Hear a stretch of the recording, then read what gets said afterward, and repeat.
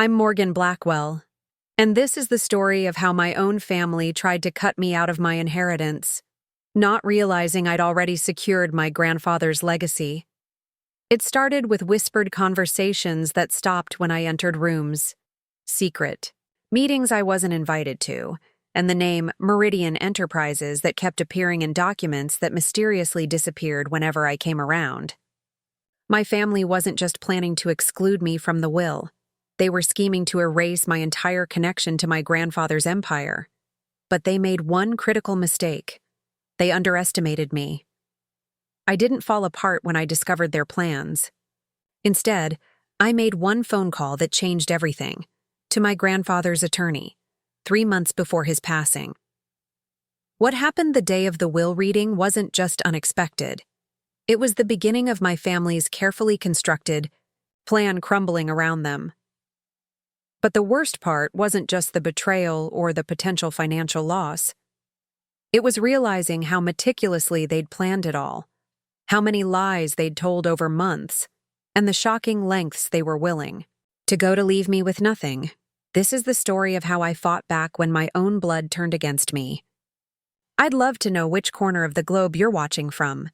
And if this story speaks to you, make sure to subscribe. Tomorrow's video is one you absolutely can't miss. I still remember that Monday morning in June. The summer sunlight filtered through the blinds of my downtown apartment as I sipped coffee and prepared for another week at the marketing firm where I'd worked for the past 5 years. My phone buzzed with a message from my cousin Ethan. Family meeting at Uncle Richard's tonight. Important. I frowned at the screen. A family meeting with no advance notice wasn't typical, especially since my grandfather, William Blackwell, had been in declining health for months. A sinking feeling settled in my stomach.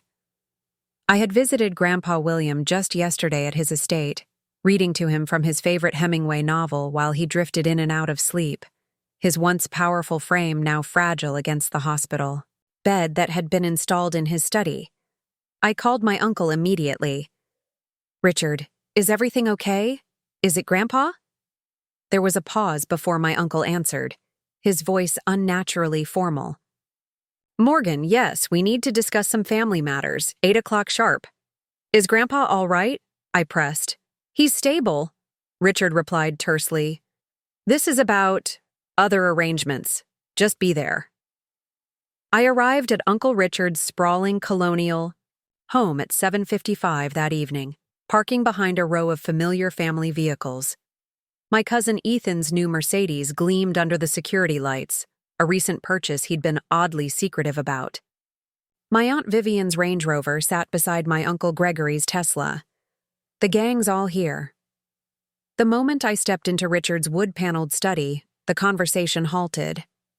My 3 cousins, 2 uncles, and Aunt Vivian turned to look at me with expressions ranging from annoyance to poorly concealed hostility.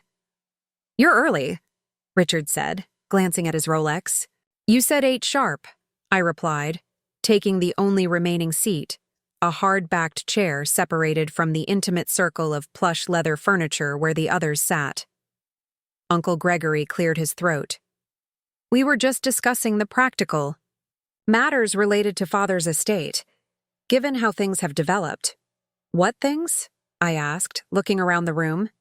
"Has something changed with Grandpa's condition?" Aunt Vivian's perfectly manicured hand fluttered dismissively. "Nothing immediate, dear. But at 92, with his health failing, we need to be prepared." My cousin Madison, never one for subtlety, cut in. "We're discussing the future of Meridian Enterprises." Meridian Enterprises, my grandfather's company, the multi-million-dollar engineering firm he had built from nothing over 60 years. The company that had funded the privileged lives everyone in this room enjoyed, including mine. The company where I'd spent every summer since I was 16 learned the business from the ground up, much to the irritation of my cousins who preferred spending their vacations in the Hamptons or Europe. "Shouldn't Grandpa be involved in those discussions?" I asked carefully. Richard leaned forward, hands clasped. "Father has entrusted me with certain decisions. As the eldest son and current CFO of Meridian, it falls to me to ensure a smooth Transition. Something about the way he emphasized smooth transition sent a warning flare through my mind. What kind of transition are we talking about? I pressed. Madison rolled her eyes. A practical one, obviously. Uncle Richard has been running day-to-day operations for years anyway. Grandpa's just been a figurehead since his stroke 3 years ago. I felt my temper flare. A figurehead? He founded the company, and even after his stroke, he's been involved in every major decision. I was in the hospital room when he rejected the Westlake acquisition because the company culture didn't align with Meridian's values. Oh, please, Ethan scoffed. That cost us a 30% stock increase. More evidence he should have stepped aside years ago. I stared at him, stunned by his callousness. So what exactly is being proposed here? Richard exchanged glances with Gregory before responding. We're restructuring the leadership succession at Meridian. I'll be stepping into the CEO position effective immediately, with Gregory as COO and the children, he gestured to my cousins, taking on executive roles, according to their strengths. And what about me? I asked, though I already knew the answer from their expressions. You've chosen your path, Morgan, Richard said with false sympathy. You left Meridian to pursue marketing. You made it very clear you wanted independence from the family business. I sat up straighter. I worked at Meridian every summer and holiday break through college. I only took the marketing job because Grandpa suggested I gain outside experience before returning. He always said diverse perspectives, strengthened leadership. That was before his health declined, Gregory interjected smoothly. Plans change. The company needs stability now, not experimentation. I looked around the room, at these people I'd known my entire life, suddenly seeing them as strangers. And Grandpa has agreed to this reorganization? The silence that followed told me everything. You haven't even discussed this with him, have you? I whispered, realization dawning. You're planning to present this as a fait accompli once he's gone. Richard's face hardened. We're being practical, Morgan. Father isn't thinking clearly anymore. He's sentimental, making decisions based on emotion rather than business sense. Sentimental? I repeated. You mean like caring about his actual legacy instead of just profit margins? The reading of the will is scheduled for next month, Vivian cut in, clearly trying to redirect the conversation. We're simply preparing for the inevitable transition.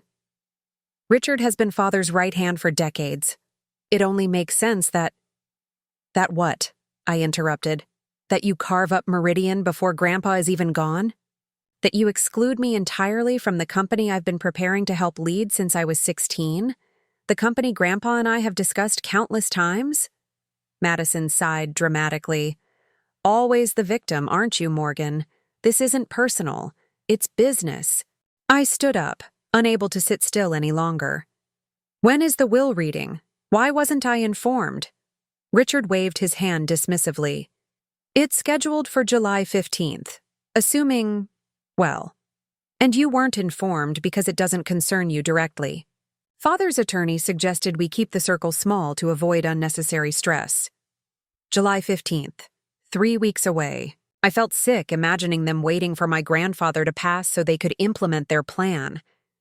I looked at each of their faces, searching for any sign of shame or regret, but found only calculation and impatience. I think I should go, I said, quietly, gathering my purse. Morgan? Richard called as I reached the door. Family loyalty means everything in times like these. I hope we can count on your discretion regarding tonight's discussion. I turned back, meeting his gaze steadily. Loyalty goes both ways, Uncle Richard. Something this family seems to have forgotten. As I walked to my car, the warm summer evening felt suddenly cold. I sat behind the wheel, my hands shaking with anger and betrayal. They had planned this so carefully, cutting me out while presenting a united front. But why? What had I done to deserve exclusion from not just the company, but apparently from my grandfather's will as well? I pulled out my phone and scrolled to a contact I hadn't used in months. James Harrington, my grandfather's personal attorney for over 40 years. I needed answers, and I needed them quickly. What I didn't know then was that this single call would completely alter the course of the next few weeks, and the future of Meridian Enterprises itself. A lot of love and effort went into bringing this story to life.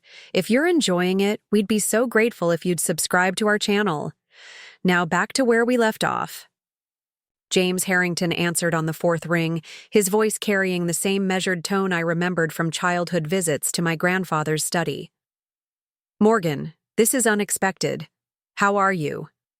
"I need to see you," I said, cutting straight to the point as I pulled out of Uncle Richard's driveway. "It's about Grandpa and Meridian. My family just had a meeting I wasn't supposed to know about." There was a pause on the line. "I see. I can meet you tomorrow morning at 7:30 at my office, before my regular appointments begin. Would that work?" "I'll be there," I promised, relief washing over me. At least someone was willing to talk to me. That night was the longest of my life. I lay awake replaying the coldness in my relatives' eyes, trying to understand when everything had changed. Had they always seen me as an outsider? Was it because I was the only grandchild who'd pursued education outside the family's traditional engineering and business roots? Or was there something deeper, something I wasn't seeing? I arrived at Harrington and Associates at 7:15 the next morning, bleary-eyed but determined. The elegant brownstone that housed James's practice was quiet, the reception area empty except for a young assistant who nodded at me knowingly. "Ms. Blackwell, Mr. Harrington is expecting you. Second door on the right." James stood as I entered, his tall frame still imposing despite his 70-plus years. The lines around his eyes had deepened since I'd last seen him, but his gaze remained sharp and assessing. "Morgan," he said, gesturing to a chair across from his immaculate desk. "You look troubled." I sank into the leather seat, suddenly uncertain where to begin. My family is planning to take over Meridian the moment Grandpa passed away. They've already decided who gets what positions, and I'm being cut out entirely. They're even excluding me from the reading. James's expression remained neutral as he sat down, but I noticed his fingers tapping slightly against his desk, a tell I remembered from childhood when something displeased him. "Tell me everything," he said quietly. I recounted the previous night's meeting in detail, watching as James took occasional notes in a small, leather-bound book.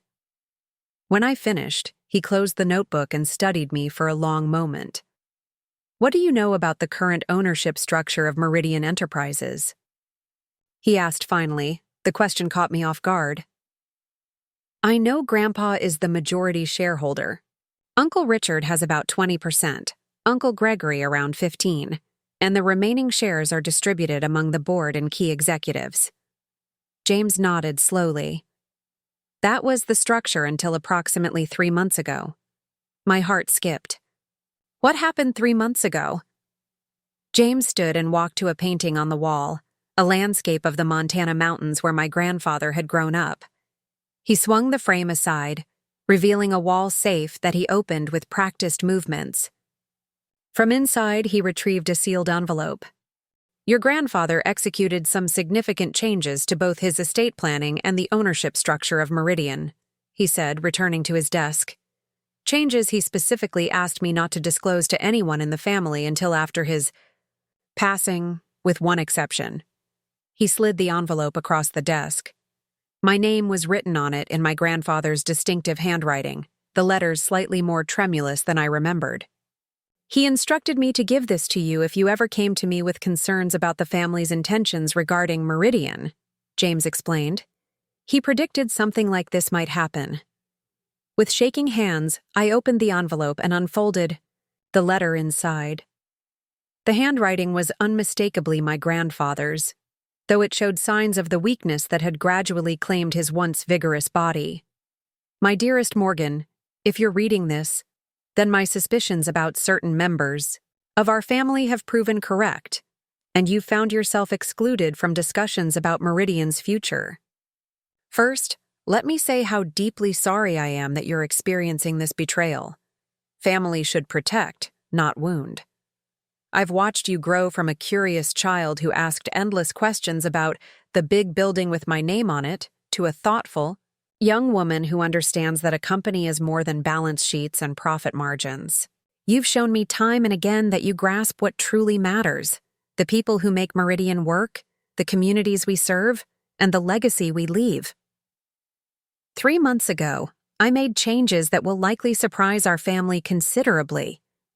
While Richard believes he's been managing Meridian these past few years, I've been carefully evaluating everyone's true motivations. What I've discovered has been disappointing, to say the least. Effective immediately upon your reading this letter, 51% of Meridian Enterprises has been transferred into a trust with you as the primary trustee and beneficiary. The paperwork has been completed, filed, and is entirely legal and binding. In simple terms, Morgan, you now own controlling interest in Meridian Enterprises. The remaining shares have been redistributed in a manner I believe reflects true merit and loyalty.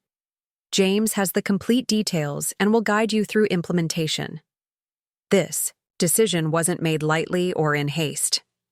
I've spent years watching how each family member approaches business, life, and relationships. I've seen who visits me because they want something, and who visits because they care. I've noticed who asks about quarterly projections and who asks about the well-being of our employees.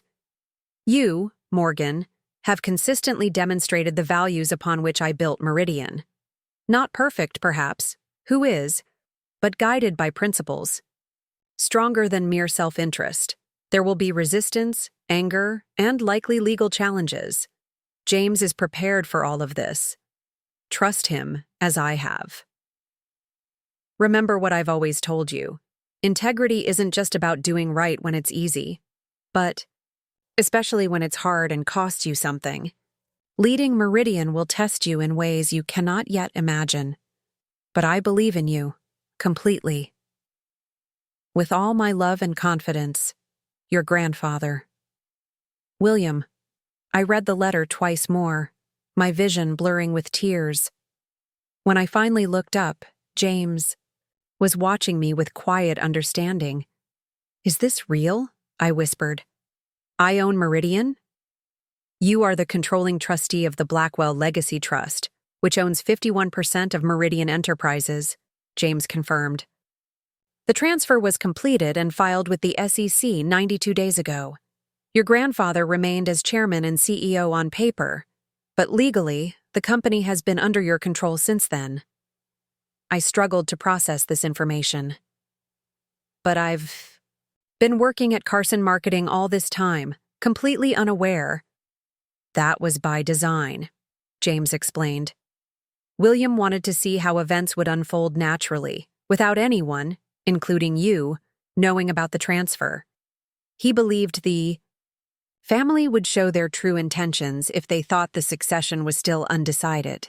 And they did," I murmured, remembering the cold calculation in Uncle Richard's study. James nodded grimly. "Your grandfather was a keen judge of character. He's been testing Richard's leadership for years, giving him enough rope to either prove himself worthy or," he trailed off, "or hang himself," I finished. "And based on last night's meeting, he's done exactly that." "It appears so," James agreed. "The question now is, what do you want to do with this information?" I stared down at my grandfather's letter again, tracing his signature with my fingertip. The weight of responsibility settled on my shoulders, not just for a company, but for my grandfather's legacy, for the employees whose livelihoods depended on Meridian's success, for the future he had entrusted specifically to me. "They're planning to announce the restructuring soon," I said slowly, thinking through the implications. "They don't know I already own the company. They don't even know Grandpa changed the ownership structure at all." "Correct," James confirmed. "Apart from myself, my partner who handled the filings, and your grandfather, no one knows about this arrangement. Your family is operating under outdated assumptions." A plan began forming in my mind. Not born of vengeance, though the hurt from my family's betrayal still stung, but from a determination to honor my grandfather's faith in me. The reading is scheduled for July 15th, I said, straightening in. My chair. Let them continue believing they've excluded me. Let them announce their grand restructuring plans. And then? A small smile crossed James's face, the first I'd seen since arriving. And then? And then we show them who really owns Meridian Enterprises. The next 3 weeks required the performance of a lifetime. Each morning, I went to my marketing job as usual, crafted campaign strategies, attended client meetings, and maintained the appearance of someone completely unaware that they now controlled a $350 million company. Evenings were spent in secret, meetings with James, reviewing Meridian's financial records, organizational structure, and the questionable decisions that had been made in recent months. Your Uncle Richard has been quietly preparing for a corporate restructuring that would have consolidated power among just a few executives, primarily family members, James explained one evening, spreading documents across the conference table in his office. He's been promising significant compensation packages to key board members who support his vision. I studied the proposed organizational chart, noting how my cousins Madison, Ethan, and Blake were positioned in VP roles they were woefully unqualified for. This would have gutted the company's middle management, people who've been loyal to Meridian for decades. Precisely, James agreed, sliding another document toward me. And these projections show the likely financial impact of their planned efficiency measures, essentially cutting the research and development departments that don't show immediate profit but have historically driven Meridian's innovation. My grandfather had built Meridian on the principle that engineering excellence required investment in ideas that might not pay off immediately. His patience had resulted in several industry-changing patents that competitors had rushed to license. They would have destroyed everything he built, I murmured, the betrayal cutting deeper with each new discovery. Which is exactly why William made the changes he did, James replied. He saw this coming long before any of us. During this time, I received exactly 2 text messages from family members, one from Madison asking if I was still upset about the family meeting, and another from Uncle Gregory reminding me that discretion is appreciated during this difficult time. Neither mentioned my grandfather's declining health directly. Neither asked how I was feeling. I made a point of visiting Grandpa William every day after work, relieved to find that while my family spoke of his mental decline, he remained lucid during most of my visits. His body was failing him, but his mind remained sharp. I was careful never to mention what I knew, both to honor his wishes and because I wasn't entirely sure who among the nursing staff might report back to Richard or Gregory. Instead, we talked about books, memories, and occasionally, in veiled terms that outsiders wouldn't understand, about Meridian. The foundation matters more than the facade, he told me during one evening visit, his voice barely above a whisper. Remember that when the storms come. I squeezed his hand gently, understanding the double meaning. I will, Grandpa. I promise. 10 days before the scheduled reading, my phone rang at 3:17 a.m. It was the private nurse my grandfather had insisted on hiring himself, rather than allowing Richard to choose his care team. Ms. Blackwell, I think you should come quickly, she said, her usually calm voice tight with emotion. Your grandfather is asking for you. I drove through the empty pre-dawn streets to the Blackwell estate, my heart hammering against my ribs. The grand house was mostly dark, except for lights in the east wing where Grandpa's suite was located. I noticed Uncle Richard's car wasn't there, despite his insistence that he was overseeing Father's care personally.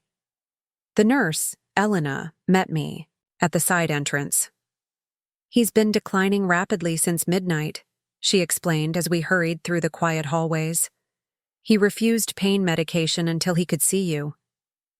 When I entered his room, my breath caught. My grandfather looked so diminished against the white sheets, his once commanding presence reduced to a fragile collection of bones beneath paper-thin skin. But his eyes, those piercing blue eyes that could see through any deception, remained unchanged. "Morgan," he whispered, lifting a trembling hand. I rushed to his side, taking his cold fingers in mine. "I'm here, Grandpa." His gaze held mine with surprising intensity. "You know now," he said, not a question but a statement. I nodded, tears threatening. "Yes? I know everything." A ghost of his old smile touched his lips. "And? I won't let you down," I promised, my voice breaking. "I understand why you did what you did." He nodded slightly, seeming to relax at my words. "There's a safe," he whispered. "Behind the Remington in my study. Combination is your birthday. More information there. Things you'll need." "I'll find it," I assured him, squeezing his hand. "Your grandmother always said—" He paused, drawing a labored breath. "You were the one most like me, too stubborn for your own good." His attempt at a chuckle dissolved into a cough. She was right. We sat in silence for several minutes, his breathing becoming more strained. I wanted to call for Elena, for a doctor, for anyone who might help, but the peaceful acceptance in his eyes told me he had made his peace with what was coming. "The others will fight you," he said finally, each word clearly costing him precious energy. "Remember, Meridian is not just buildings and contracts, it's people. Always the people."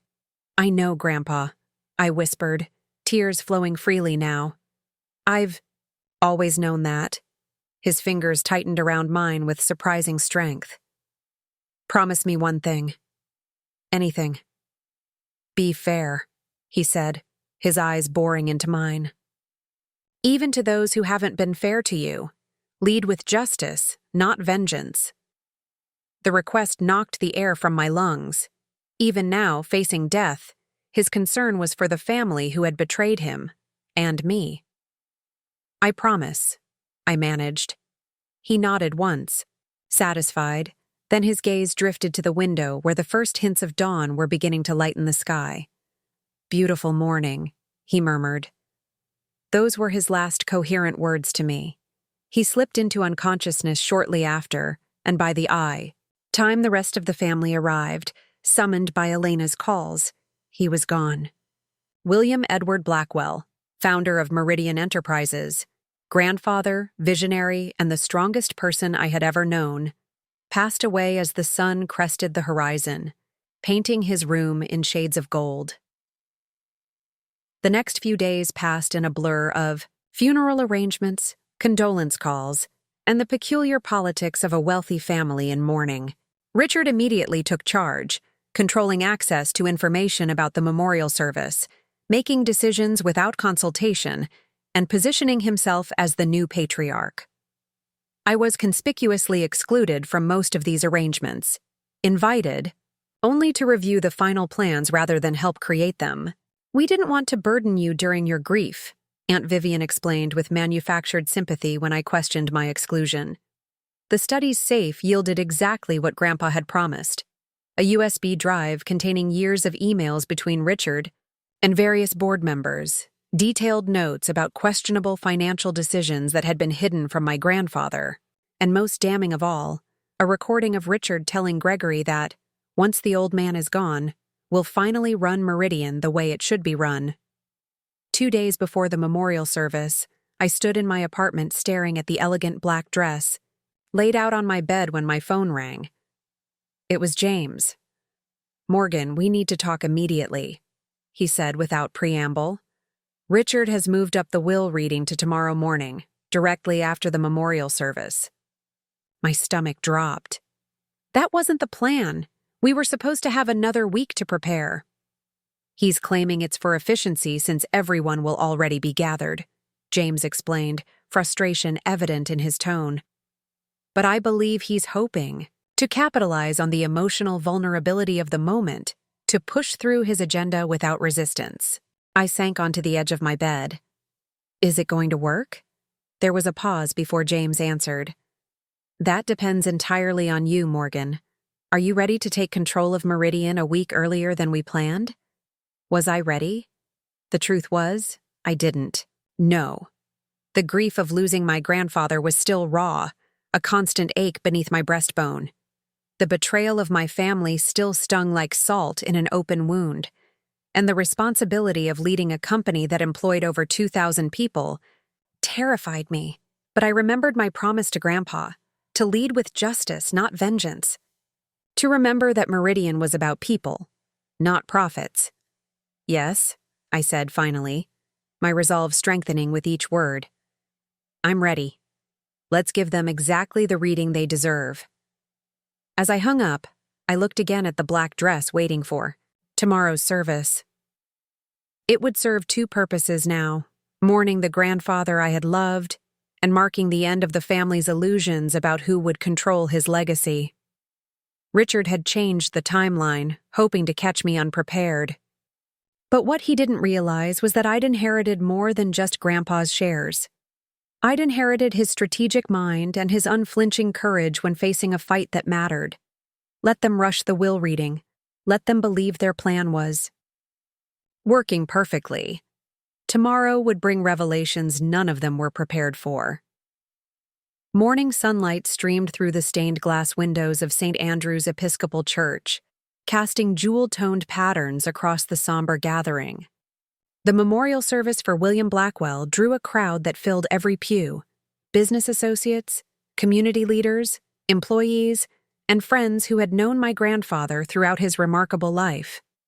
I sat in the front row, separated from Richard and the rest of the family by an empty seat that no one had dared to fill. The physical distance mirrored the emotional chasm that had opened between us, though only I understood its true depth. Throughout the service, I felt eyes on me. Curious glances from those who had heard rumors of family discord, sympathetic looks from those who knew me personally. Richard delivered the eulogy, his voice appropriately grave as he spoke of my grandfather's business acumen and civic contributions. What struck me most was what he didn't mention: Grandpa's fierce loyalty to employees, his belief that wealth created obligation to the community, and his insistence that integrity mattered more than profit. The portrait Richard painted was of a shrewd businessman whose legacy would be measured in dollars. The grandfather I knew had measured success in life. When the service concluded, Richard approached the pulpit once more. The family will now proceed to William's home for a private reception and the reading of his will. We thank you all for coming today. The dismissal was clear. Only those explicitly invited should continue on to the Blackwell estate. I noticed several longtime Meridian executives exchanging uncertain glances, having expected to be included in this next step, as they had been for all significant family events in the past. As I rose to leave, James appeared at my elbow, immaculate in a charcoal suit. "Ready?" he asked quietly. I nodded, my throat tight. As I'll ever be. The drive to the estate was silent, James focusing on navigating the procession of black cars while I mentally rehearsed what was to come. We had spent hours preparing for this moment, yet nothing could fully ready me for confronting my family's betrayal in such a public setting. The Blackwell estate's great room had been arranged for the occasion. A heavy mahogany table dominated the center, surrounded by leather chairs. Family portraits watched from the walls, 3 generations of Blackwells, including a large oil painting of my grandfather in his prime, standing before the First Meridian headquarters. As mourners filed in, I noticed the careful orchestration of seating. Richard, Gregory, and their children were positioned at the table's head, with other relatives arranged by perceived importance. My name card sat at the furthest end, almost an afterthought. I caught James's eye across the room. With a nearly imperceptible nod, I moved deliberately to a seat directly opposite Richard, one reserved for Madison. I removed her name card and placed mine instead. "I believe there's been a mistake with the seating," I said calmly when Madison arrived. her expression souring at finding me in her place. "That's my seat," she hissed, low enough that others wouldn't hear. I smiled placidly. "Not today." Before she could protest further, James cleared his throat. "If everyone would please be seated, we can begin." Richard frowned at the disruption to his careful choreography, but evidently decided not to make a scene. Madison reluctantly took the seat I had abandoned, her glare burning into the side of my face. "Ladies and gentlemen, family and close associates of William Blackwell," James began formally, opening a leather portfolio. "We are gathered to execute the final wishes of William Edward Blackwell, as expressed in his last will and testament, dated April 17th of this year." A murmur rippled through the gathering. April 17th, just 3 months ago. Most had assumed my grandfather's will had been established years earlier and merely updated periodically. This entirely new document suggested more substantial changes than anyone had anticipated. No one looked more surprised or concerned than Richard. "Is there a problem, Uncle?" I asked innocently. Richard composed himself quickly. "No problem. Please continue, James." James adjusted his reading glasses. Before addressing specific bequests, Mr. Blackwell included a personal message to be read aloud at this gathering. He unfolded a letter, and I recognized my grandfather's stationery immediately. When James began reading, it was almost as if Grandpa himself was speaking to the room. To those gathered today, if you're hearing these words, then I have completed my journey. Do not mourn too deeply. I have lived exactly the life I chose, with few regrets and many joys. Business success is hollow without principle. Wealth is meaningless without purpose. And family, true family, is defined not by blood, but by loyalty, respect and love freely given. Throughout my life, I have watched carefully to see who understood these truths. Some of you have disappointed me deeply. Others have confirmed my highest hopes. Today's provisions reflect those observations. Remember this: what we build outlasts us only if its foundation is strong. Meridian was built on integrity, innovation, and treating people with dignity. Any other approach will surely see it crumble. Now let us proceed with clear eyes and honest hearts. The truth, however uncomfortable, will now be spoken. James paused, allowing the words to settle over the silent room.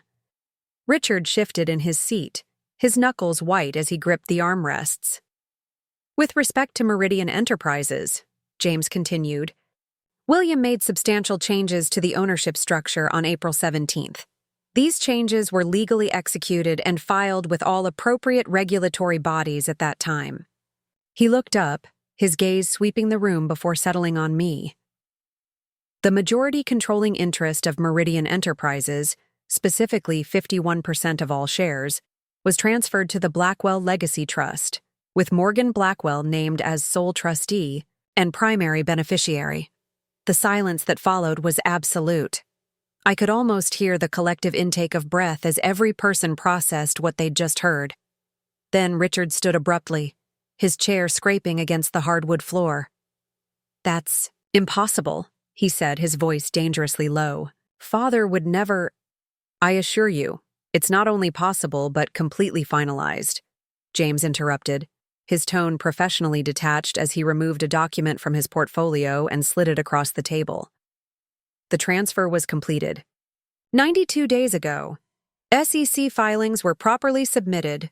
Morgan has been the controlling shareholder of Meridian Enterprises for over 3 months. Gregory snatched the document before Richard could reach it, his eyes scanning frantically down the page. "This can't be legal. Father wasn't in his right mind. We'll contest it." "You're welcome to try," James replied evenly. "However, Mr. Blackwell underwent comprehensive cognitive and psychological evaluation immediately before executing these changes, specifically to prevent such challenges. The examination confirmed he was of completely sound mind and under no undue influence." Richard turned to me, his face contorted with fury and disbelief. You knew about this. All this time, pretending to be the excluded victim? I learned about it 3 weeks ago. I replied calmly. After you all met to discuss how to divide Meridian among yourselves once Grandpa was gone. After you deliberately excluded me from the will reading. After you began undermining executives who might have opposed your restructuring plans. Madison looked between her father and me, comprehension dawning. You've been playing us? No, Madison. I've been watching you play yourselves. I opened my purse and withdrew the USB drive from Grandpa's safe. I have recordings of conversations between various family members discussing how to dismantle departments that Grandpa valued. I have emails detailing plans to terminate employees whose only crime was loyalty to William Blackwell's vision. I have spreadsheets showing how company resources were already being redirected to pet projects that would have personally enriched certain people in this room.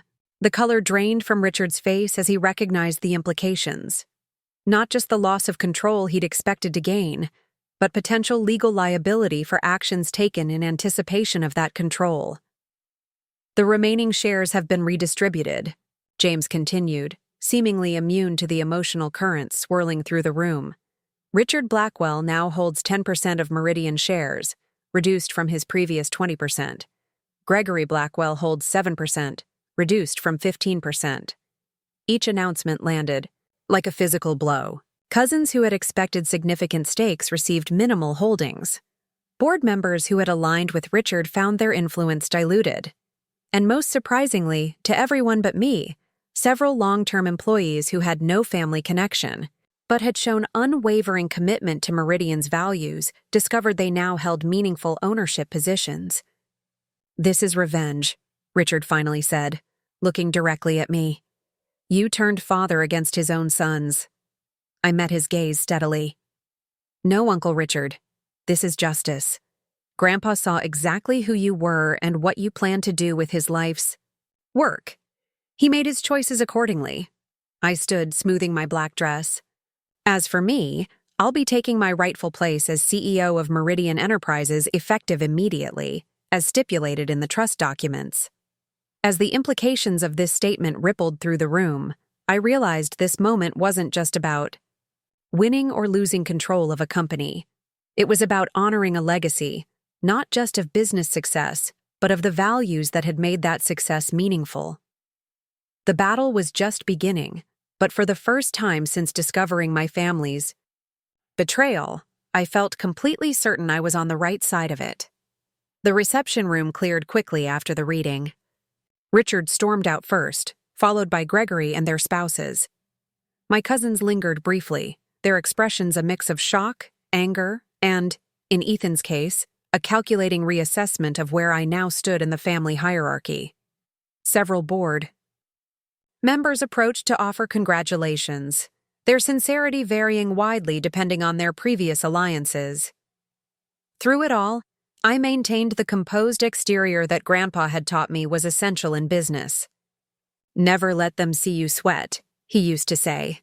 Decisions made in emotion are rarely your best ones. When the last guest departed, I sank into the nearest chair, suddenly exhausted. The performance had drained me more than I'd anticipated. You did well, James said, pouring 2 fingers of my grandfather's favorite bourbon into crystal tumblers. He handed one to me before taking the seat opposite. William would have been proud. I accepted the drink, swirling the amber liquid. This is just the beginning, isn't it? Indeed.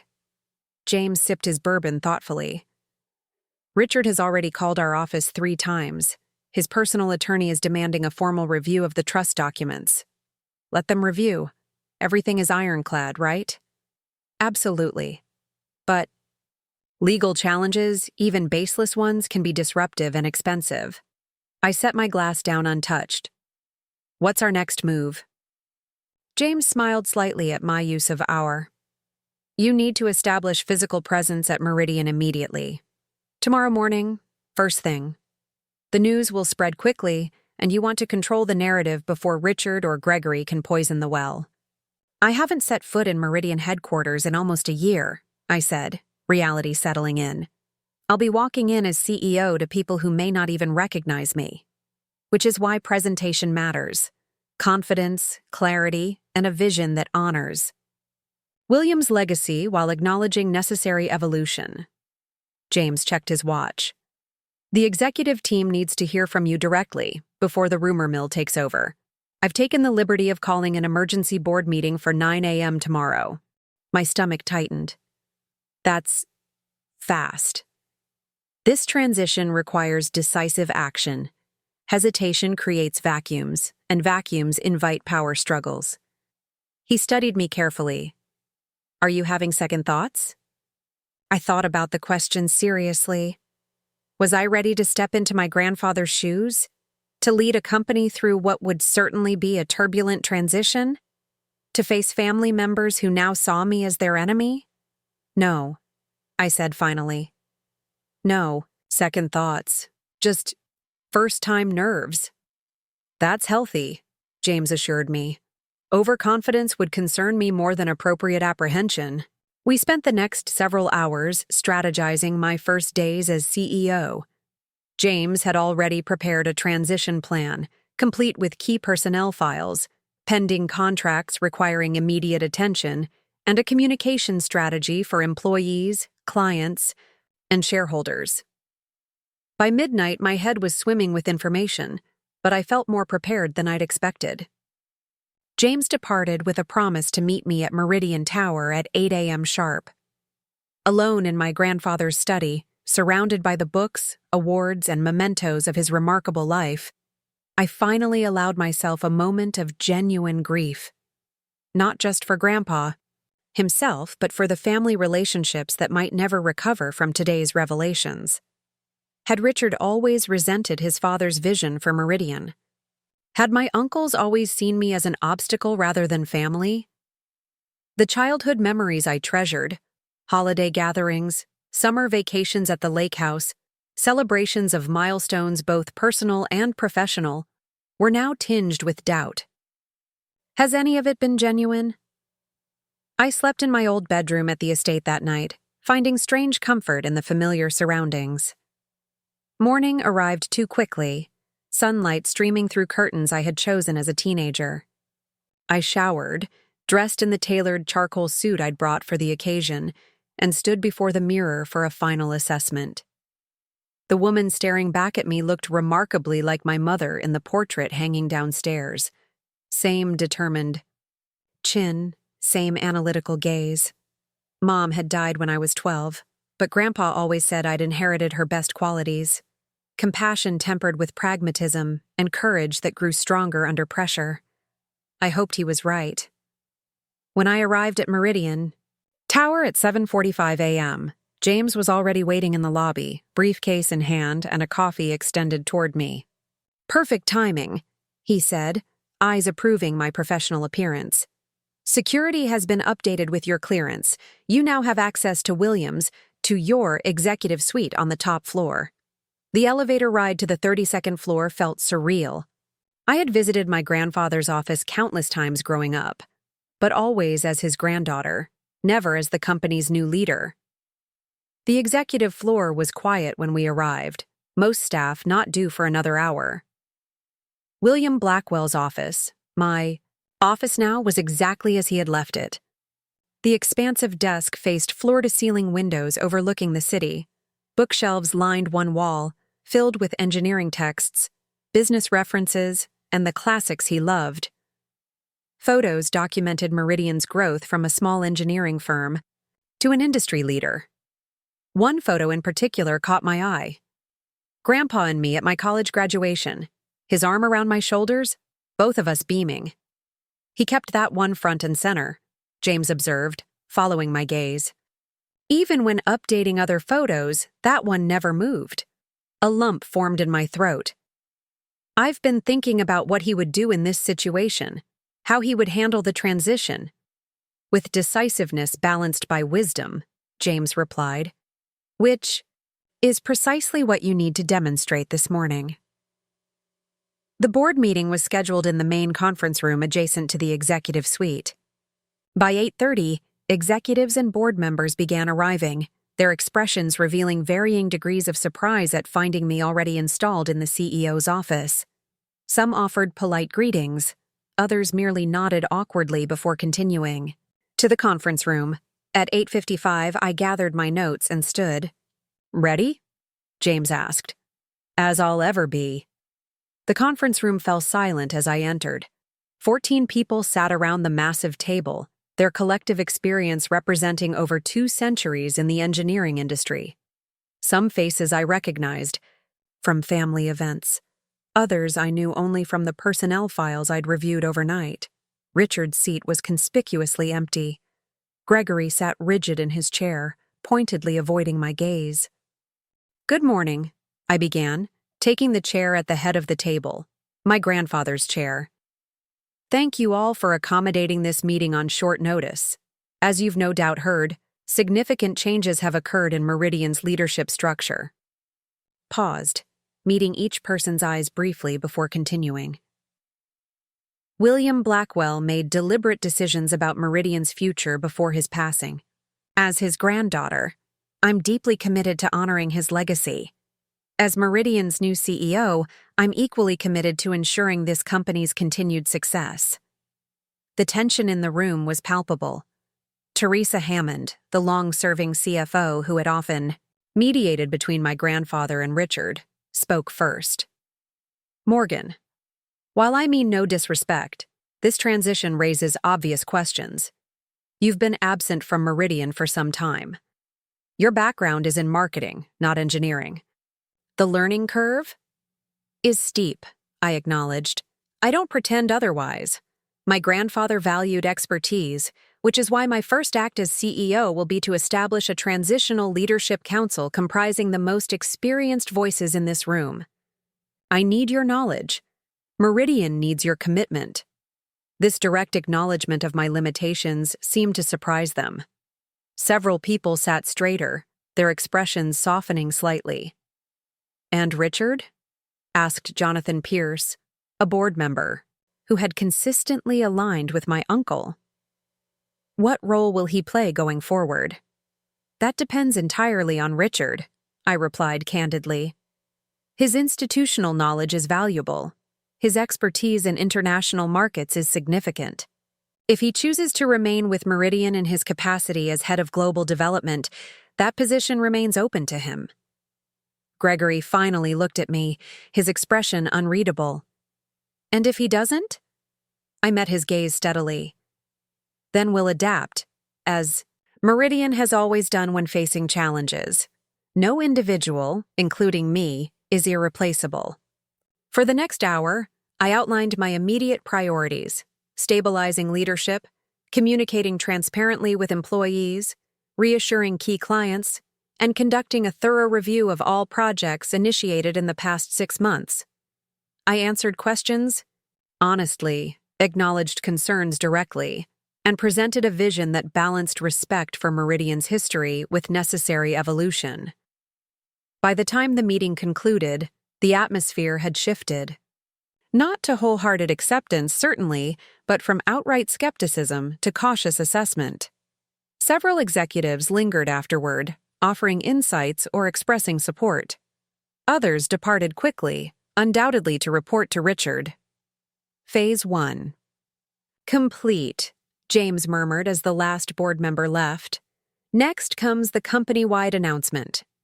I nodded, suddenly aware that the day's greatest challenges still lay ahead. I had survived the first test, but convincing the board was only the beginning. Meridian's 2,000 employees, Richard's inevitable counterattack, and the market's reaction to the leadership change would determine whether I could truly fulfill my grandfather's faith in me. The weight of responsibility settled more firmly on my shoulders. This wasn't just about proving my family wrong anymore. It was about proving my grandfather right. By noon, word had spread throughout Meridian Tower. Employees gathered in small clusters, conversations pausing whenever I walked past. The company-wide email announcing my appointment had gone out at 10:30 a.m., followed by a video message where I introduced myself to those who might not know me and outlined my commitment to Meridian's core values. Teresa Hammond, the CFO, proved to be an unexpected ally. After the board meeting, she'd stopped by my office with financial reports I hadn't yet seen and a candid assessment of the company's current position. "Your grandfather kept these projections separate from the standard reporting," she explained, pointing to a folder marked contingency planning. "He was concerned about certain initiatives Richard was pushing, primarily the Westlake acquisition, and the proposed cuts to the research division."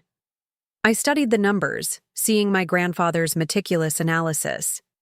"He was building a case," Teresa nodded. "William never confronted Richard directly. I think he was gathering evidence while determining the best path forward." She hesitated before adding, "He asked me about you several times in recent months. Your approaches to problem solving, your management style at your marketing firm. At the time, I didn't realize why." "He was vetting me," I said, the realization both touching and sobering. Grandpa hadn't simply handed me Meridian out of sentimentality. He'd been evaluating whether I was truly the right choice. "And you passed," Teresa confirmed. "For what it's worth, I think he made the right decision." Her support meant more than she could know. Teresa had been with Meridian for 27 years, rising from staff accountant to CFO through talent and determination. She had no family connections, no agenda beyond the company's welfare. If she was willing to give me a chance, others might follow. The afternoon brought a steady stream of department heads to my office, some clearly sent to take my measure, others genuinely seeking direction during the transition. I listened more. Then I spoke, taking mental notes on who seemed aligned with my vision versus those still loyal to Richard. At 3:45 p.m., my assistant, inherited from my grandfather and still adjusting to serving a new Blackwell, appeared at my door. "Ms. Blackwell, your cousin Ethan is here. He doesn't have an appointment, but he's quite persistent." I was surprised. Of all my cousins, Ethan had been the most openly dismissive of my capabilities over the years.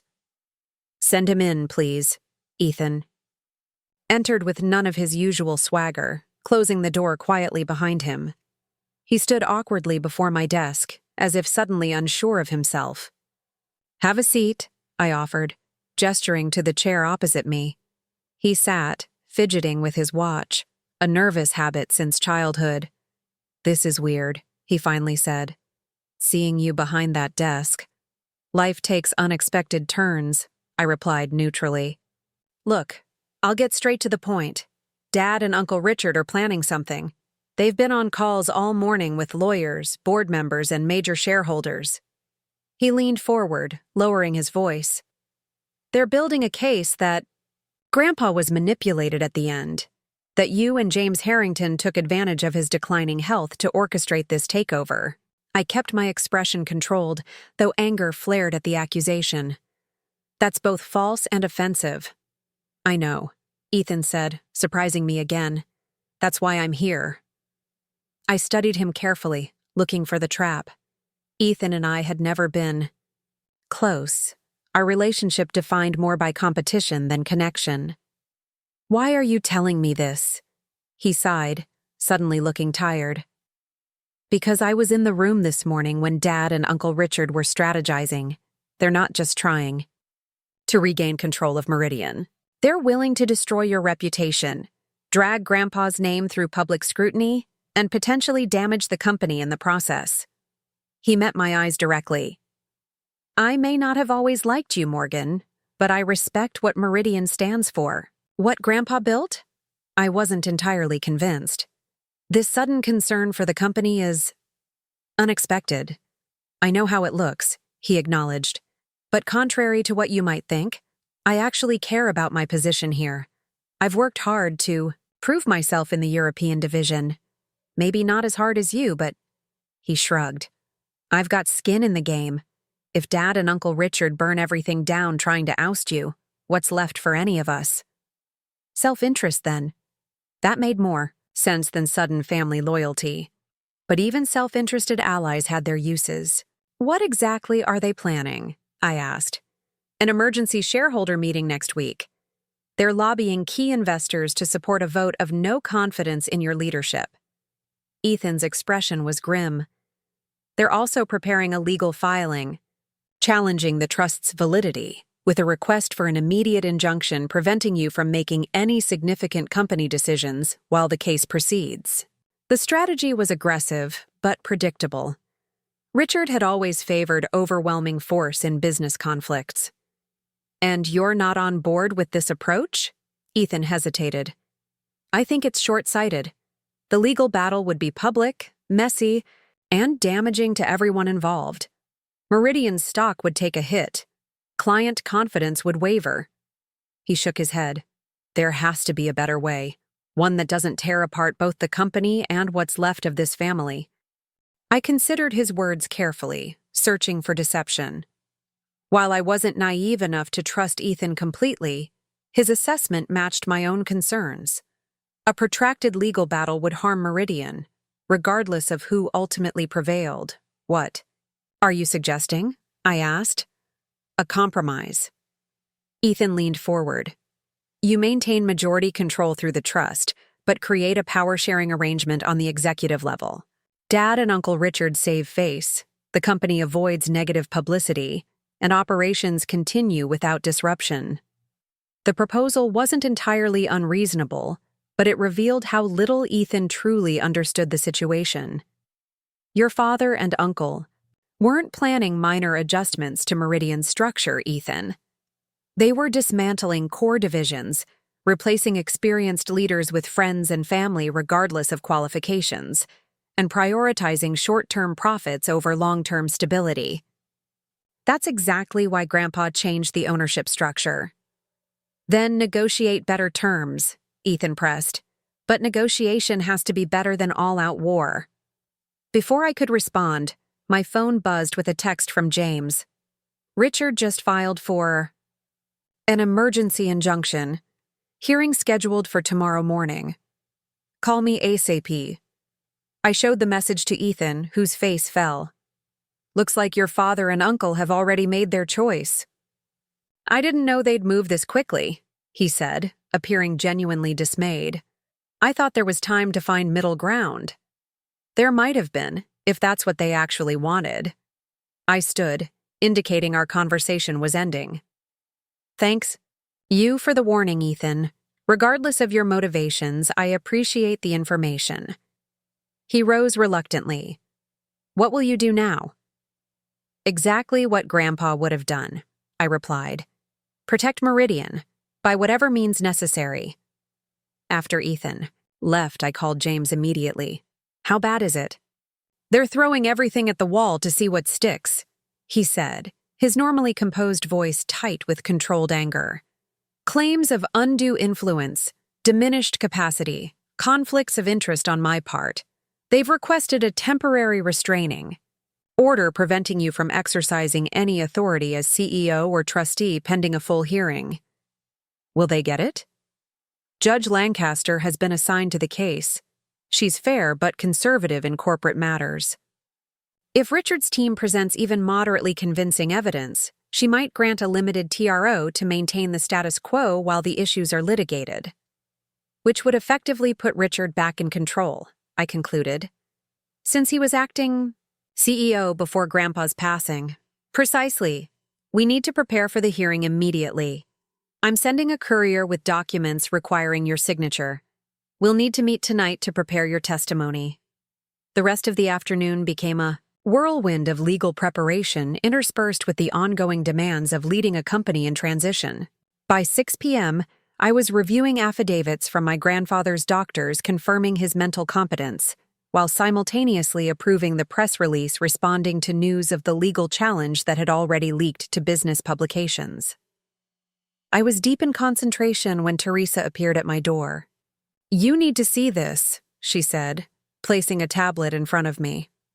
The screen showed an internal email that had been sent to all Meridian employees from Richard's company account just minutes earlier. "Dear valued Meridian team members, by now you've heard about the controversial changes to our leadership structure. I want to assure you that this situation is temporary.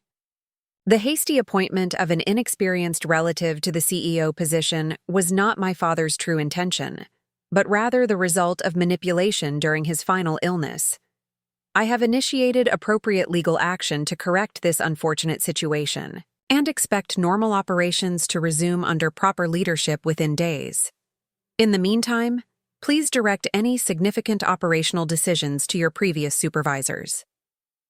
We appreciate your patience during this brief disruption and your continued dedication to Meridian's success. Richard Blackwell, Executive Vice President. The boldness of the move left me momentarily speechless. Richard was creating confusion in the ranks, undermining my authority, and attempting to maintain his control structure despite the official change in leadership. He's sent similar messages to our top clients, Teresa added grimly. Several have already called asking for clarification. The challenge was direct and public. How I responded would set the tone for everything that followed. Draft a company-wide message from me, I said, rising from my desk. Make it clear but not reactive. Acknowledge the legal dispute without going into details. Emphasize stability, and confirm that the leadership structure announced this morning remains in effect. Teresa nodded, already taking notes. Then, I continued, I need the email addresses of every board member, department head, and team leader. Tonight, they'll all receive personal messages from me addressing specific concerns relevant to their areas. No form letters. Each communication needs to demonstrate that I understand their particular challenges and have concrete plans to address them. That's dozens of customized emails, Teresa pointed out. Then I better get started, I replied, my resolve hardening. Richard thinks he can win by creating confusion and doubt. We'll counter with clarity and confidence. As Teresa left to execute these directives, I turned to face the sweeping view of the city from my grandfather's, my window. The lights were coming on as dusk approached, thousands of tiny points of brightness against the gathering darkness. Tomorrow's court hearing would be critical, but tonight's battle for the hearts and minds of Meridian's people might ultimately prove more decisive. Richard had decades of relationships and institutional power on his side. I had my grandfather's faith, my own determination, and a vision for Meridian that honored its past while securing its future. It would have to be enough. The courthouse steps were crowded with reporters when James and I arrived the next morning. Word of the Blackwell family power struggle had reached the business press overnight, with headlines ranging from factual, Meridian leadership disputed in court, to sensational, engineering empire in chaos, Blackwell, family at war. James guided me through the throng with a protective hand at my elbow. No comments, he repeated firmly as microphones thrust toward us. All questions will be addressed after the hearing. Inside, the courtroom was already packed. Richard and Gregory sat at the plaintiff's table with 3 attorneys. Overkill for a preliminary hearing, but typical of Richard's approach to conflict. My uncle's gaze tracked me as I walked to the defense table, his expression cold and calculating. Quite the audience, I murmured to James as we took our seats. Richard called in every business reporter in the city. He replied quietly. He wants public pressure regardless of the legal outcome. Judge Lancaster entered promptly at 9 a.m., a slender woman in her 60s with shrewd eyes and a reputation for cutting through legal theatrics to the heart of disputes. After the formalities, she peered over her glasses at the assembled attorneys. Let me be clear from the outset, she began. This court's time is valuable. I have reviewed the filings from both parties, and I expect arguments to be concise and directly relevant to the request for temporary injunctive relief. Save the family drama for tabloids or therapists, whichever you prefer. Her gaze swept between the tables. Are we understood? Both legal teams murmured agreement. Richard's lead attorney, a polished man named Caldwell, presented first. His argument was precisely what James had predicted. William Blackwell had been increasingly frail, both physically and mentally, in his final months. The sudden transfer of controlling interest to a granddaughter with minimal involvement in company operations, rather than to his sons who had dedicated their careers to Meridian, defied both business logic and family precedent. The trust's creation had been orchestrated by James Harrington, who stood to benefit from continued legal fees managing the complex arrangement. "Your Honor," Caldwell concluded, "we ask only for a pause, a temporary maintenance of the leadership structure that successfully guided Meridian for years, while the court properly examines the circumstances surrounding this highly unusual transfer of control." Judge Lancaster made notes throughout, her expression revealing nothing. When James rose to respond, she raised an eyebrow expectantly. "Your Honor," James began, "the plaintiff's narrative contains a fundamental misrepresentation. The transfer of Meridian's controlling interest wasn't a hasty deathbed decision, but a carefully considered restructuring implemented after thorough legal and medical consultation. William Blackwell was explicitly concerned about plans to dismantle key aspects of Meridian's operations, plans developed by his sons without his knowledge or approval. James methodically presented our evidence, the medical evaluations confirming my grandfather's mental competence, the documentation of Richard's unauthorized strategic initiatives that contradicted established company values, and, most damaging, emails between Richard and Gregory, discussing how they would finally be free to run Meridian properly once father is gone. William Blackwell built Meridian over 6 decades, James continued. He had every legal right to determine its future leadership.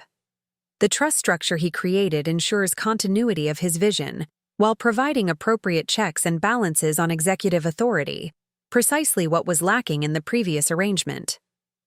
Throughout James's presentation, I maintained the composed demeanor my grandfather had modeled throughout his business career, even as Richard's expression darkened with each new document displayed on the courtroom screens. When both sides concluded their initial arguments, Judge Lancaster removed her glasses and addressed us directly. "I'll hear briefly from the principals themselves," she said. "Mr. Richard Blackwell, then Ms. Morgan Blackwell. 2 minutes each." Richard straightened his tie as he approached the podium. Always impeccably dressed, today he had chosen a conservative, dark suit that emphasized his silver hair and executive bearing. "Your Honor," he began, his deep voice carrying easily through the courtroom. "For 28 years, I have dedicated my professional life to Meridian Enterprises. From entry-level management to executive leadership, I have worked alongside my father to build upon his foundation. I've opened international markets, negotiated landmark contracts, and mentored countless employees who now hold leadership positions." He paused, his expression shifting to one of pained concern. "In his final months, my father was not the same man who built Meridian. His illness affected his judgment in ways that weren't always immediately obvious to those who saw him infrequently.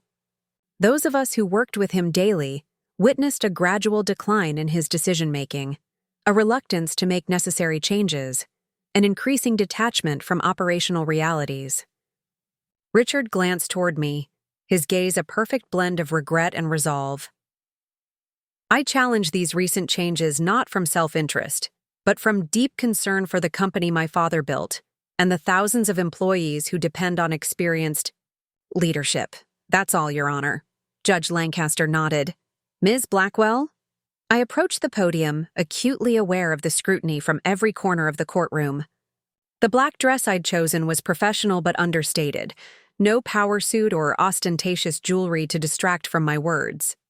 "Your Honor, my grandfather often told me that integrity reveals itself most clearly not in public statements, but in private actions." I kept my voice steady, making eye contact with the judge rather than playing to the gallery as Richard had. William Blackwell spent 60 years building Meridian on principles that extended beyond profit margins. He valued innovation over quick returns, employee loyalty over cost-cutting, and long-term stability over quarterly fluctuations. I gestured briefly toward the evidence James had presented. The documents before you demonstrate that my uncles planned significant departures from these core principles, plans they deliberately concealed from my grandfather while assuring him that his vision would be honored. Drawing a measured breath, I continued. I was raised understanding Meridian's values. I worked in various departments throughout my education, learning the business from the ground up at my grandfather's insistence. When he determined that outside perspective would be valuable, I gained that experience as well, always with the understanding that I would eventually return to Meridian. I glanced briefly toward Richard, whose rehearsed concern had hardened into barely concealed animosity. This isn't about family sentiment or personal preference. It's about William Blackwell's right to ensure that the company he built continues to reflect his vision and values. The trust structure he created, with me as trustee, was his solution to preserve that legacy while acknowledging the contributions of all family members and key employees. I returned my attention to Judge Lancaster. I stand ready to honor that responsibility, Your Honor. Thank you. As I returned to my seat, I felt Richard's gaze burning into me. The judge remained inscrutable, reviewing her notes for several minutes while the courtroom waited in tense silence. I appreciate the restraint shown by both parties in presenting their positions, she said finally. This matter clearly involves complex familial and corporate considerations that warrant thorough examination. However, the immediate question before me is narrow: whether to grant temporary injunctive relief pending that fuller review. She tapped her pen against her notepad. Based on the evidence presented, I find insufficient grounds to overturn the legally executed trust arrangement established by William Blackwell. The medical documentation convincingly demonstrates his competence at the time these changes were implemented. Further, the contemporaneous records suggest his decisions were motivated by legitimate concerns about proposed strategic shifts that conflicted with his vision for the company. Richard stiffened visibly as the judge continued. Therefore, the request for a temporary restraining order is denied. Ms. Morgan Blackwell shall continue to exercise the authority granted to her as trustee and CEO until such time as a full hearing on the merits can be conducted. She fixed both parties with a stern gaze. That said, I strongly caution against any precipitous changes to Meridian structure or operations during this interim period. This court would look unfavorably on actions that appear designed to consolidate power rather than maintain stable business operations. With a sharp rap of her gavel, Judge Lancaster concluded the hearing and departed, leaving the courtroom buzzing with reactions. James squeezed my shoulder supportively. "Round one to us," he murmured. "But Richard won't give up easily." I nodded, watching as my uncle huddled with his legal team, his expression thunderous. When he caught me looking, he didn't avert his gaze.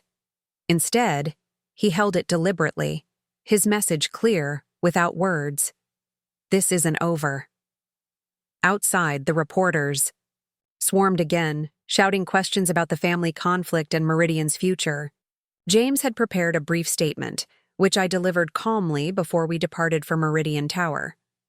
Today's ruling allows Meridian Enterprises to continue operating under the leadership structure established by William Blackwell. I remain committed to honoring my grandfather's vision while ensuring the company's continued growth and success. Meridian's employees, clients, and shareholders can be confident that our focus remains on excellence in engineering and stability in operations. As we drove away from the courthouse, my phone buzzed with messages. Some supportive, others demanding immediate attention to company matters that had been put on hold pending the hearing's outcome. The temporary victory felt hollow against the knowledge that Richard was undoubtedly already planning his next move. "What happens now?" I asked James. "Now," he said gravely, "the real battle begins." The next 2 weeks passed in a blur of 18-hour days as I navigated the dual challenges of leading Meridian while defending against Richard's ongoing attacks. Though the court had denied his request for an injunction, my uncle had immediately filed a more comprehensive lawsuit challenging the trust's validity on multiple grounds.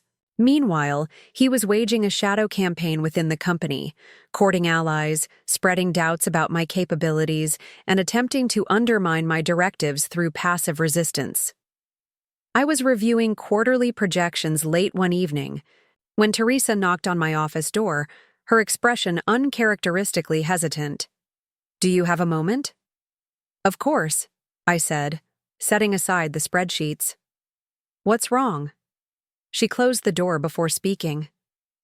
"I've just received some concerning information from accounting. Several major payments have been delayed or rerouted in the past week. Client funds that should have been processed through our standard channels were diverted to alternative accounts." My full attention snapped to her words. "How is that possible? Who authorized the changes?" "That's the problem. The authorizations appear legitimate on paper. They carry appropriate signatures and follow established protocols, but they weren't initiated through the normal department channels." Teresa placed a folder on my desk. "We're talking about approximately $7.2 million across 3 separate transactions." The implications were disturbing. Either we had a serious security breach, or someone with high-level access was deliberately interfering with Meridian's financial operations. "Where are the funds now?" I asked, scanning the documents she'd provided. "That's what prompted me to bring this directly to you. The money was transferred to holding accounts at First National, then immediately wired to a series of offshore entities. We're still trying to trace the complete paper trail." A cold certainty settled in my stomach. "Who has authorization for transfers of that size?" "Only C-suite executives and Richard as Executive VP of Global Development," Teresa confirmed. "Given recent events," she didn't need to finish the sentence. Richard was attempting to damage Meridian financially as leverage in his lawsuit. By creating cash flow issues and disrupting operations, he could point to deteriorating business conditions under my leadership. I reached for the phone. "We need to contact the FBI's Financial Crimes Division immediately. This goes beyond family." "Disagreement into potential criminal activity," Teresa nodded grimly. "I've already prepared the documentation they'll need." After initiating the federal investigation, I called an emergency meeting of the executive team, excluding those with known loyalty to Richard. The gathering was somber as I explained the situation. "Until we understand the full extent of these irregularities, we need to implement enhanced security protocols for all financial transactions," I concluded. "Every payment above $50,000 will require dual authentication, including my personal approval or Teresa's." Michael Chen, our Chief Technology Officer, leaned forward. "We should also conduct a complete audit of our network security. If someone is manipulating our financial systems, they might have access to other sensitive information as well." The room grew quiet as the implications sank in. This wasn't just about money. The entire company's infrastructure might be compromised. "Implement whatever measures you deem necessary," I authorized. "Budget is not a constraint where security is concerned." As the meeting dispersed, James pulled me aside. "This changes the legal landscape significantly. If we can prove Richard is deliberately sabotaging Meridian operations, Judge Lancaster will take a very different view of his lawsuit. First, we need conclusive evidence linking him to the transfers," I cautioned. "He's too smart to leave an obvious trail." James nodded thoughtfully. "Perhaps it's time to consider a more proactive approach." Before he could elaborate, my assistant appeared with an urgent message. A representative from Westridge Partners, one of Meridian's largest clients, was waiting in the reception area, demanding to speak with me immediately. Bradford Westridge was a third-generation construction magnate whose company had partnered with Meridian on major infrastructure projects for decades. His presence without an appointment signaled serious concerns. "Morgan," he greeted me tersely when I met him in the conference room. "What the hell is happening with the Powell Bridge project? My site manager just informed me that critical components scheduled for delivery yesterday never arrived, and your project lead is suddenly unreachable." My mind raced. The Powell Bridge was a $140 million contract that Richard had personally negotiated last year, a showcase project that had received priority status under his direction. "I apologize for the disruption, Brad," I responded, buying time while trying to recall the project details. "There's been no communication from our project team about delivery delays." "None," he confirmed, frustration evident.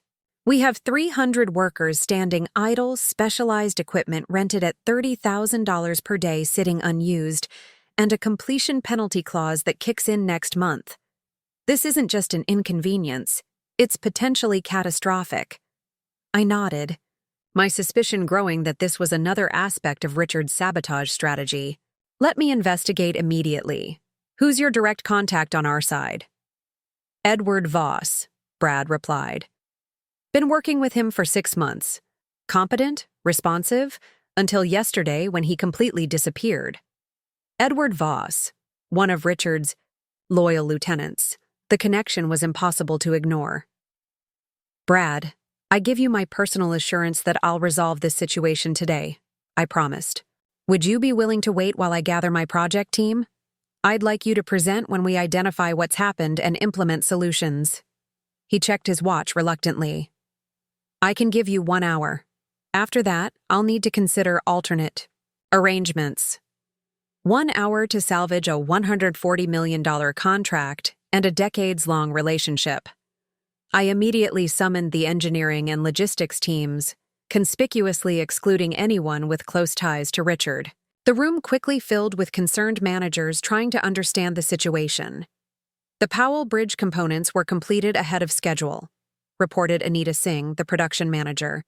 "They were inspected, approved, and loaded for transport 5 days ago. According to our system, they should have arrived at the site yesterday morning. But, according to Westridge Partners, nothing was delivered," I clarified. "Where are 3 truckloads of specialized bridge components?" The team looked at each other in confusion until Marcus Weber, a veteran logistics coordinator, cleared his throat. "Ms. Blackwell, I just checked our tracking system. The shipment was rerouted 2 days ago to a storage facility in Riverside. The authorization came through the executive approval channel. It shows Mr. Voss signed off on the change." "On whose authority?" I demanded. Marcus hesitated. "The system shows Mr. Richard Blackwell as the authorizing executive. The stated reason was quality control review before final delivery." Bradford Westridge's expression darkened. "Quality control was completed weeks ago. The components passed every inspection." "And where is Edward Voss now?" I asked. "He requested emergency family leave yesterday morning," Marcus replied, checking his tablet. "Approved by Mr. Richard Blackwell. Directly." The pattern was unmistakable. Richard was systematically creating crises that would undermine client confidence and disrupt operations, all while maintaining plausible deniability. I turned to Bradford, not bothering to mask my anger at the situation. "Brad, I won't insult you with excuses. What's happened here is unacceptable. The components will be delivered to your site by tomorrow morning, with Meridian covering all standby costs you've incurred. Additionally, we'll extend the completion deadline by 1 week with no penalty triggers." He studied me skeptically. "That addresses the immediate problem, but what about the bigger issue? Is Meridian becoming unreliable? I'm hearing rumors about leadership disputes and operational problems." It was the opening I needed. "What you're witnessing is unfortunately the fallout from a family disagreement about Meridian's future. My grandfather appointed me to lead the company because he believed in my commitment to the values that have made our partnerships successful for decades. Others are currently challenging that decision through tactics that, frankly, place business relationships at risk." I met his gaze directly. "I'm asking for your patience as we resolve these internal matters. The Meridian that your father and grandfather trusted remains fundamentally unchanged in its commitment to quality and integrity. What's changing is how aggressively we'll protect those values from compromise." Bradford considered this for a long moment before nodding slowly. "I knew your grandfather for 30 years. He didn't suffer fools or play political games. If he chose you to lead Meridian, that carries significant weight with me. He extended his hand. You have 48 hours to demonstrate that this situation was an anomaly, not a new pattern. After Bradford departed and the crisis team dispersed to expedite the component delivery, I returned to my office to find James waiting, his expression grave.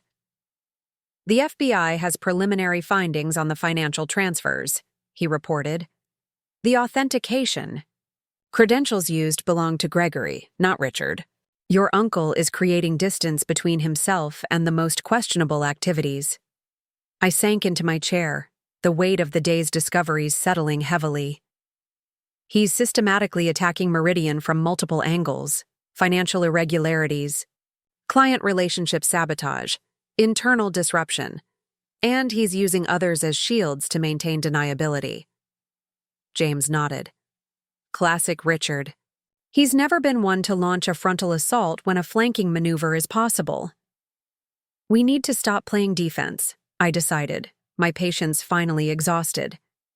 It's time we showed Richard exactly who he's dealing with, and what happens when someone threatens what my grandfather built.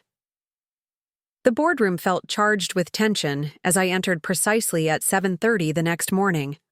I had called this emergency session with the full board of directors, including Richard and Gregory, citing urgent matters affecting company stability.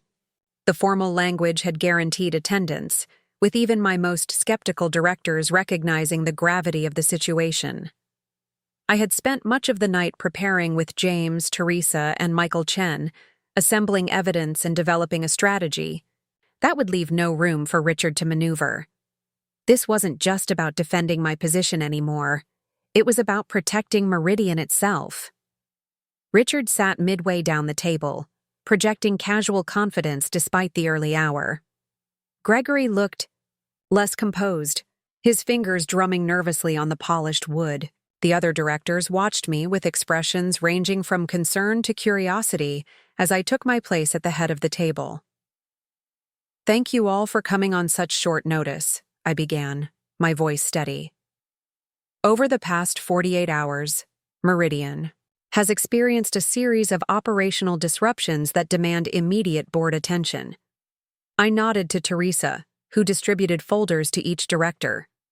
What you're receiving is documentation of 3 specific incidents: financial irregularities involving $7.2 million in diverted client payments, the deliberate delay of critical components for the Powell Bridge project resulting in contract violations, and unauthorized personnel changes affecting key client relationships. Richard's expression remained neutral, though I noticed his jaw tighten slightly. Gregory paled visibly as he scanned the contents of his folder. These aren't isolated events, I continued. They represent a coordinated attempt to undermine Meridian's operations and damage its reputation with clients. The FBI's Financial Crimes Division has opened an investigation into the fund transfers.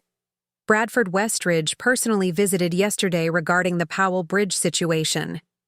And 3 other major clients have contacted me with concerns about sudden changes to their project teams. Howard Jeffries, our longest-serving independent director, looked up from the documentation with alarm. Are you suggesting these disruptions were deliberately orchestrated? By whom? I met his gaze directly. The evidence strongly indicates internal sabotage, Mr. Jeffries. Each incident involves authorization credentials belonging to either Richard or Gregory Blackwell, or executives with direct reporting relationships to them. The room erupted in murmurs as board members exchanged shocked glances. Richard finally broke his silence. This is absurd, he scoffed, though I detected an undercurrent of nervousness beneath his practiced indignation. Morgan is attempting to distract from her own incompetence by inventing conspiracy theories. These are ordinary operational issues, being dramatically overblown by someone with no experience managing a company of Meridian's complexity. Is the FBI investigation an invention, Richard? I asked calmly. Or the documented rerouting of bridge components that nearly cost us the Westridge contract? These aren't theories, they're facts supported by Meridian's own internal records. I turned to Michael Chen. Our Chief Technology Officer has completed a forensic analysis of the system authorizations involved in each incident. Mr. Chen, please share your findings with the board. Michael stood, his manner professional and detached as he walked the directors through the technical evidence. System logs showed Richard's credentials used to approve personnel changes that removed experienced project managers from key accounts. Email trails revealed Gregory's authorization of the financial transfers now under federal investigation. Digital signatures confirmed Richard's direct involvement in rerouting the Powell Bridge materials. In my professional assessment, Michael concluded, these actions cannot be attributed to system errors or miscommunication. They represent deliberate manipulation of Meridian's operational systems by individuals with high-level access. As Michael returned to his seat, I surveyed the board's reactions. Most appeared stunned by the evidence presented. A few, those with long-standing ties to Richard, looked uncomfortable but unconvinced. Richard leaned forward, his voice taking on the reasonable tone he often used when negotiating difficult situations. Even if these operational issues exist exactly as described, attributing malicious intent is quite a leap. In the midst of a leadership transition, miscommunications and process breakdowns are inevitable. What Morgan lacks is the experience to distinguish between normal friction and imagined sabotage. It was precisely the response I had anticipated, deflecting responsibility while undermining my credibility. But I was prepared. I expected you might characterize the situation that way, I said, signaling to Teresa. She distributed a second set of documents to the board.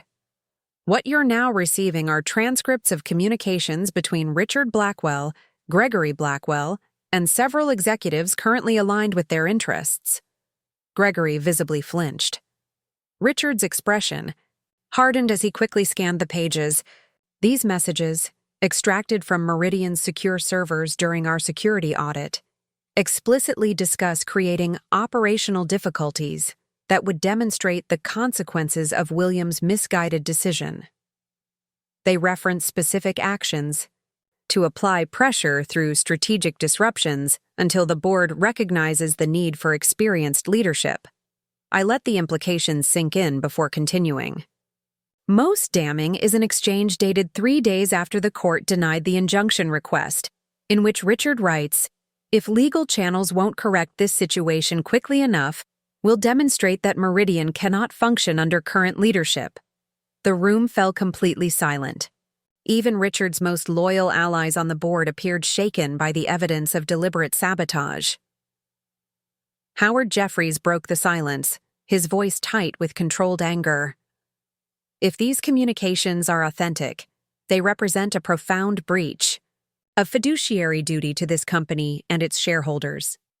They're taken out of context, Richard insisted, though his usual confidence had diminished considerably. Discussions about transition challenges have been deliberately mischaracterized to support Morgan's narrative. The full message threads are available for review, I responded. Nothing has been excerpted or altered. I then addressed the entire board directly. I didn't call this meeting merely to expose what's happened, but to resolve it definitively. Meridian cannot continue with leadership actively working to undermine its operations. Therefore, I am formally requesting board approval for the following actions. First, the immediate suspension of Richard and Gregory Blackwell from all operational roles pending completion of internal and external investigations. Second, board authorization to implement enhanced security protocols across all financial and operational systems. Third, establishment of a special committee to review all executive decisions made during the past 30 days to identify and correct any additional instances of sabotage. Richard surged to his feet. This is nothing short of a coup. You manipulate our father into changing his will, seize control of the company, and now fabricate evidence to purge those who challenge your authority. I won't stand for it. I remained seated, maintaining the calm demeanor that had served me well throughout this conflict. This isn't about authority, Richard. It's about accountability. You've spent weeks claiming I lack the experience to lead Meridian. Yet when faced with a leadership transition you didn't control, your response wasn't to support the company's stability. It was to deliberately damage operations to prove your point. I looked around the table at each director in turn. My grandfather believed that true leadership isn't demonstrated during easy times, but during challenges. The past weeks have certainly qualified as a challenge, not just for me personally, but for everyone at Meridian. How we respond now will determine whether my grandfather's legacy of integrity survives or is sacrificed to family pride. Howard Jeffries nodded slowly. I move that we vote on Ms. Blackwell's proposed actions immediately. I second the motion, added Diana Reeves, another independent director who had remained silent until now. The vote was not unanimous, but it was decisive. 8 directors supported the suspension of Richard and Gregory, with 3 opposing and 1 abstention. The other measures passed by similar margins. Throughout the process, Richard sat rigid with fury, while Gregory appeared increasingly resigned to their fate. As the meeting concluded, Richard approached me, his voice low enough that only I could hear. "This isn't over, Morgan. Not by a long shot. You've won a skirmish, not the war." I met his gaze steadily. "That's where you're wrong, Uncle Richard. This was never a war to me. It was about protecting what Grandpa built, something you seem to have forgotten how to do." As he turned to leave, I added, "And Richard, clear your office by the end of the day. Security will be monitoring." The transformation in Meridian's atmosphere was almost immediate. With Richard and Gregory suspended and their key allies under scrutiny, the operational problems mysteriously ceased. The Powell Bridge. Components arrived at the construction site the same day. The diverted client payments were traced and recovered. Project teams stabilized as the disruption subsided. I worked 18-hour days, personally meeting with key clients to repair relationships and restore confidence. Most responded positively, particularly after learning about the circumstances behind the recent difficulties. Bradford Westridge, true to his word, extended our contract deadline and even hinted at future projects once the current situation stabilized completely. A week after the board meeting, Teresa found me in my office, long after most employees had gone home. "You need to see this," she said, placing a tablet in front of me. The screen showed a business news article with the headline, "Blackwell versus Blackwell. Richard and Gregory file new lawsuit against Meridian and Trust." I skimmed the article, unsurprised by this development. Having failed to undermine me operationally, my uncles were returning to legal channels, this time with claims of defamation, wrongful suspension, and corporate governance violations. "They're not giving up," Teresa observed, watching my reaction. "No," I agreed, "but neither am I." What Richard still didn't understand, what he had perhaps never understood about my grandfather, was that protecting Meridian wasn't about winning power struggles. It was about upholding principles, even when doing so came at personal cost. William Blackwell had built his company on integrity, innovation, and valuing people above short-term profits. I intended to lead it the same way, regardless of how many battles that required. As I watched the city lights from my grandfather's window, I felt his presence more strongly than at any time since his passing. The path forward remained challenging, but for the first time since discovering my family's betrayal, I was truly certain that I was the right person to walk it. 3 months after taking control of Meridian, I finally felt like I was finding my rhythm as CEO. The initial chaos had settled into a more manageable routine, though routine still meant 12-hour days and working through most weekends. Richard and Gregory's lawsuit continued to simmer in the background, with motions and counter-motions creating a steady stream of legal work, but the immediate threat to Meridian's operations had been neutralized. More importantly, I was beginning to implement my own vision for the company's future, one that honored my grandfather's principles while acknowledging the need for evolution in a rapidly changing industry. The research division that Richard had planned to gut was now receiving expanded funding, with a focus on sustainable engineering solutions. We had launched a mentorship program pairing experienced engineers with promising recruits from diverse backgrounds. And a comprehensive review of our international operations had revealed opportunities to improve both efficiency and ethical standards. I was reviewing the quarterly numbers with Teresa one Tuesday morning when my assistant interrupted with an unexpected message. "Ms. Blackwell, your cousin Ethan is here. He says it's urgent." Teresa raised an eyebrow. "Want me to stay?" I considered it briefly. "No, I'll handle this, but stay within shouting distance." She smiled grimly as she gathered her papers. "Always." Ethan entered cautiously, looking noticeably different from when I'd last seen him.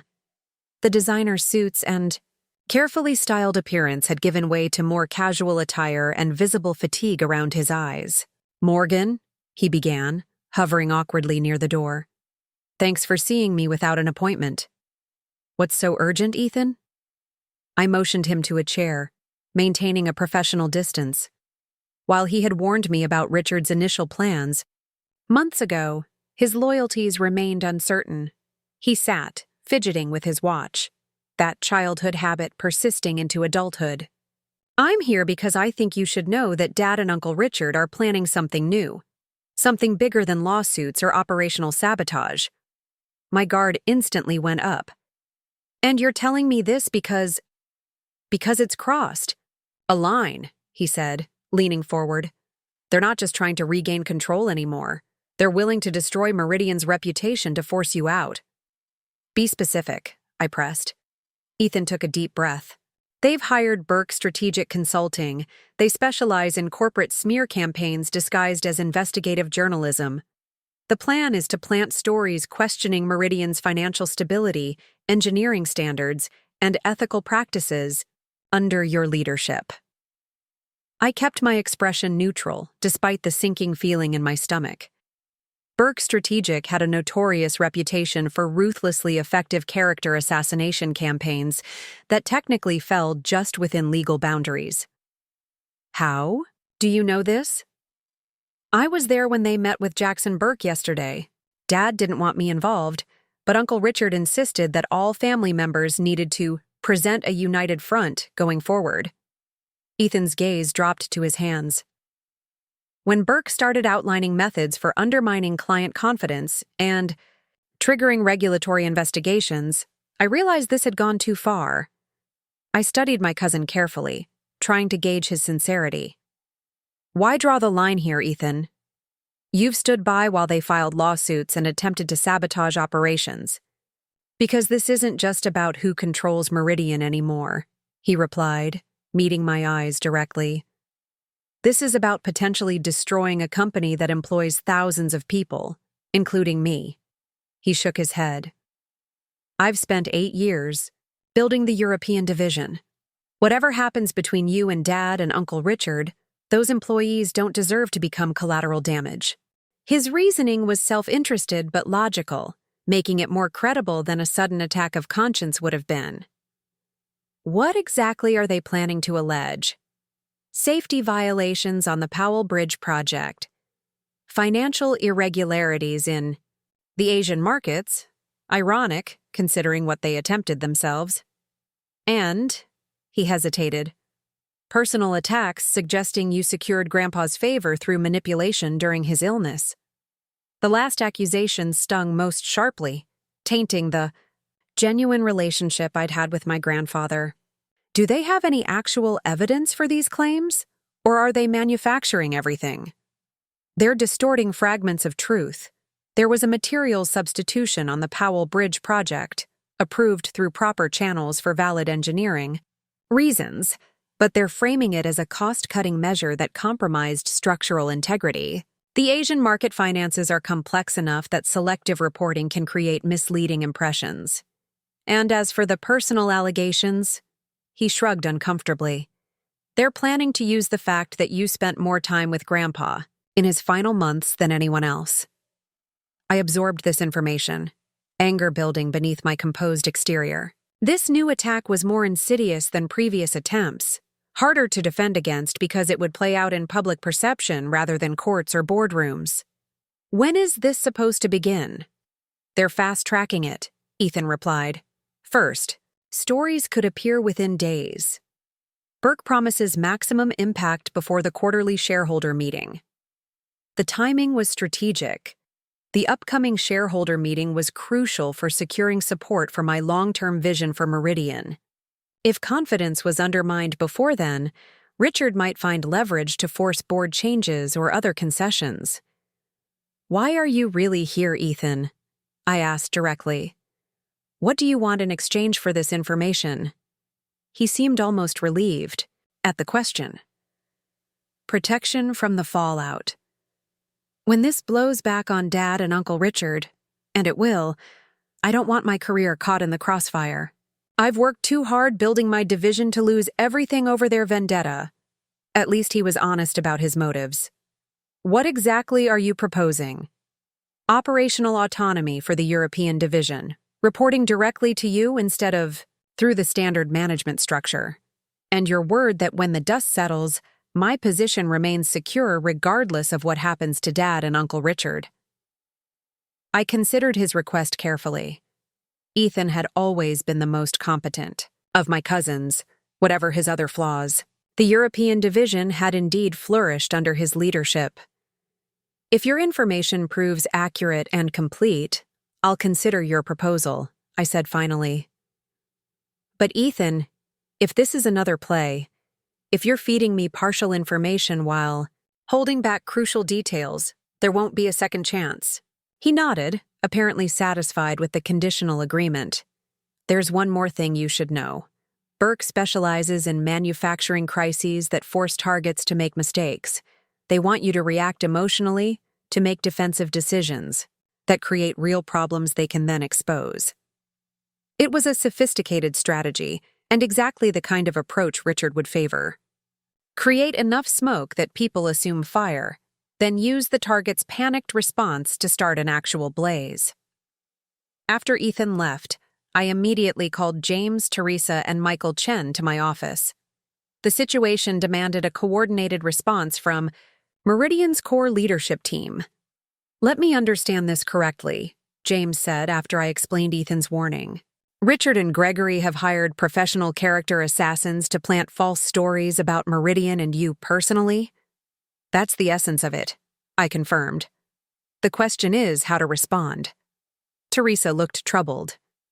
"Preemptive statements often backfire in these situations. Denying allegations before they're publicly made can actually lend them credibility." Michael nodded in agreement. "And addressing specific claims directly can amplify their reach. People who might never have seen the original stories hear about them through our responses." They were right, but doing nothing wasn't an option either. Richard was forcing me into a defensive position where any reaction could be weaponized against me. What would my grandfather do in this situation? I wondered aloud. James smiled slightly. William had a favorite saying for circumstances like these. "When they go low, go higher, but bring a spotlight." The phrase triggered a memory of my grandfather dealing with a competitor's smear campaign years ago.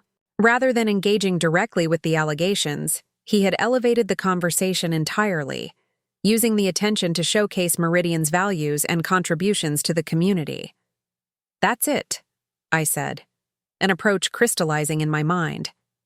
"We don't play defense at all. We change the game completely." Over the next several hours, we developed a strategy that would not only neutralize Richard's attack, but potentially transform it into an opportunity. By the time my team departed that evening, our plan was in motion, a plan that Richard, with all his experience in corporate warfare, would never anticipate. Because while Richard was still fighting for control of Meridian, I had already moved beyond that limited vision to something more meaningful, redefining what Meridian could become. The company my grandfather had built deserved better than to be a battlefield for family grievances. It deserved to be a legacy that continued to improve lives long after all of us were gone. As I prepared to leave the office well past midnight, I paused before the portrait of my grandfather that hung in the executive suite. "I hope I'm getting this right," I said softly to his painted image. The wise eyes seemed to twinkle with their familiar combination of shrewdness and kindness, and I could almost hear his voice. "Trust yourself, Morgan. I always did." The morning of the quarterly shareholder meeting arrived with the first hint of autumn crispness in the air. I stood at my office window, watching the city wake up as I mentally rehearsed the presentation that would either secure my future at Meridian or leave the company vulnerable to Richard's machinations. The past week had unfolded exactly as Ethan predicted. 3 separate business publications had run investigative pieces questioning Meridian's project safety standards, financial reporting practices, and leadership transition. The articles carefully avoided direct libel while painting a concerning picture through selective facts and anonymous sources. Social media had amplified the allegations, and several clients had called seeking reassurance about their projects. But rather than scrambling to defend against each accusation, we had implemented our alternative strategy. Meridian had announced a comprehensive transparency initiative, inviting independent engineering experts to review our major projects, including Powell Bridge. We had voluntarily engaged a respected accounting firm to conduct an extraordinary audit of our financial practices. And most surprisingly to outside observers, we had accelerated several innovative initiatives that directly addressed industry challenges. The response had caught Richard off guard. Instead of appearing defensive or panicked, Meridian projected confidence and a commitment to excellence that resonated with clients and shareholders alike. The transparency measures had quickly disproven the most serious allegations, while the positive announcements had shifted media attention toward Meridian's future rather than manufactured controversies. "It's time," Teresa said, appearing at my office door. She handed me a tablet showing the latest share price, up nearly 4% in pre-meeting trading, a strong vote of confidence. I nodded, gathering my materials. "Is everyone in position?" "Exactly as planned," she confirmed with a small smile. The grand ballroom of the Westmont Hotel had been transformed for the shareholder meeting, with Meridian's distinctive logo prominently displayed behind the stage. Nearly 300 people filled the space: major investors, board members, financial analysts, and media representatives. I spotted Richard and Gregory in the front row, their expressions a mixture of confidence and wariness. Howard Jeffries, as board chairman, opened the proceedings with standard formalities before introducing me. The applause was polite but reserved as I took the podium, a room full of people waiting to be convinced. 6 months ago, I began, I became CEO of Meridian Enterprises under unusual and challenging circumstances. Today, I want to speak candidly about where Meridian stands now and the path we're forging for the future. For the next 20 minutes, I presented a comprehensive overview of the company's performance, the areas where we had succeeded, the challenges we still faced, and the strategic initiatives underway to address them. I acknowledged the recent controversies directly but briefly, focusing instead on the concrete actions we had taken to ensure transparency and accountability. But today isn't just about reviewing our progress, I continued, sensing the room's growing engagement. It's about revealing Meridian's next chapter, a vision my grandfather began formulating in his final months and entrusted me to implement. The massive screen behind me, images appeared of a revolutionary infrastructure project in developing communities that would provide sustainable water and power systems at significantly reduced costs. The Horizon Initiative, I announced, represents Meridian's most ambitious undertaking to date. Using breakthrough technologies developed in our research division, the same division some had deemed expendable, we will revolutionize essential infrastructure for communities globally while establishing new industry standards for sustainability and efficiency. Murmurs spread through the audience as I outlined the project's scope, already secured partnerships, and projected impact. Financial analysts in attendance began rapidly typing notes as they calculated the potential returns. This initiative would not exist without my grandfather's insistence on maintaining robust research and development, despite pressure to focus exclusively on immediate profits. His foresight created the foundation for what will become Meridian's defining achievement over the next decade. I paused, allowing my gaze to fall deliberately on Richard and Gregory. Leadership isn't about preserving the status quo or maximizing short-term returns. It's about honoring the past while building for the future. It's about recognizing that a company's greatest asset isn't its current balance sheet, but its capacity for principled innovation. The room had gone completely still, all attention focused on the compelling vision taking shape before them. 3 days ago, we received conditional approval for the patents underlying the Horizon systems, I revealed. Conservative projections indicate these technologies will generate $420 million in licensing revenue over the next 5 years, in addition to the direct project contracts currently being finalized. Excited whispers rippled through the financial analysts present. Such projections would significantly impact Meridian's valuation and share price. But perhaps most meaningful is what happens next, I continued, nodding to Teresa, who activated the final presentation slides. Effective immediately, Meridian is establishing the William Blackwell Foundation, which will receive 10% of all Horizon Initiative revenues to fund engineering education for students from underserved communities. The announcement drew spontaneous applause, led by several longtime board members who had known my grandfather well. Even some of Richard's traditional allies appeared impressed by the comprehensive vision. My grandfather understood that Meridian's true legacy wouldn't be measured in buildings constructed or profits generated, but in lives improved and opportunities created. The Horizon Initiative and Foundation honor that understanding while positioning Meridian at the forefront of our industry's future. As I concluded the presentation and opened the floor for questions, the energy in the room had transformed. Shareholders, who had arrived concerned about recent controversies, were now engaged with Meridian's compelling future. Financial analysts were rapidly recalculating projections based on the Horizon Initiative's potential. And Richard and Gregory sat stone-faced, their smear campaign strategy thoroughly overshadowed by the positive vision I had presented.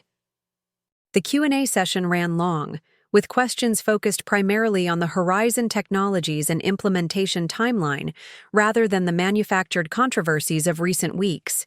When the formal meeting concluded, I found myself surrounded by shareholders and board members offering congratulations and support.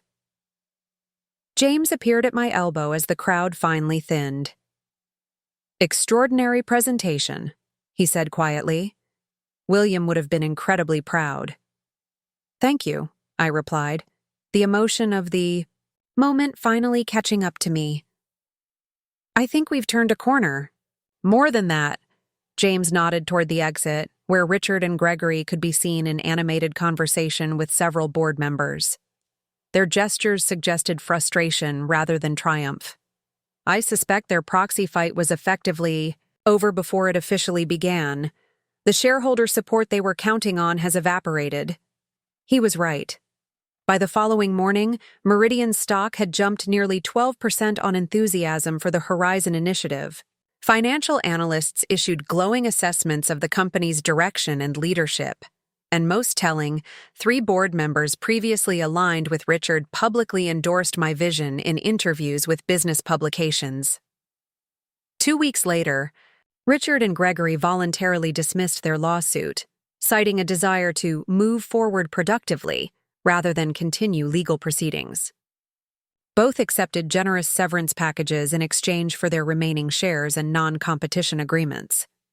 Ethan, true to his opportunistic nature, had positioned himself carefully throughout the final confrontation. Having provided the critical warning about Burke Strategic's plan, he had earned the operational autonomy he requested for the European division. His performance since then had been exemplary, suggesting he might eventually grow into a leader worthy of the Blackwell name. 6 months after the shareholder meeting, I stood in my grandfather's study at the Blackwell estate, my estate now, though I rarely spent time there. I had come to retrieve something special for the dedication ceremony of the William Blackwell Foundation's first scholarship recipients. The leather portfolio my grandfather had used throughout his career sat on his desk, preserved exactly as he had left it. Inside, I found what I was seeking: the fountain pen he had used to sign every major Meridian contract for 60 years. It would now sign the Foundation's first scholarship certificates, continuing his legacy in a fitting new way. As I closed the portfolio, my gaze fell on the family photograph that had always held prominence on his desk. A picture from my college graduation, his arm around my shoulders, both of us beaming with pride.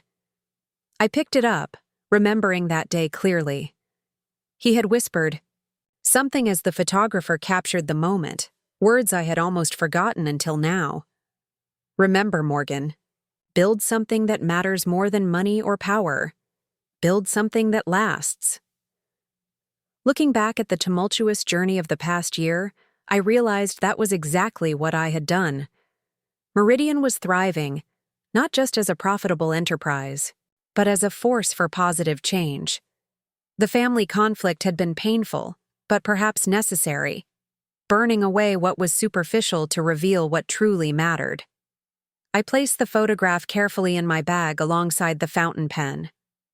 My grandfather had seen something in me that I hadn't fully recognized in myself until tested by fire. Not just the ability to fight for what was rightfully mine, but the vision to transform it into something greater than any of us had imagined. The woman who had been excluded from the will reading, who had discovered with shock that she already owned her grandfather's company, had evolved into a leader worthy of his legacy. And in that transformation lay the most meaningful inheritance of all. Looking for more? We've got 2 amazing stories ready for you right on screen. If this one touched you, these are absolutely worth your time. Click to watch them now. And, hey, subscribe and hit that bell to never miss our latest uploads.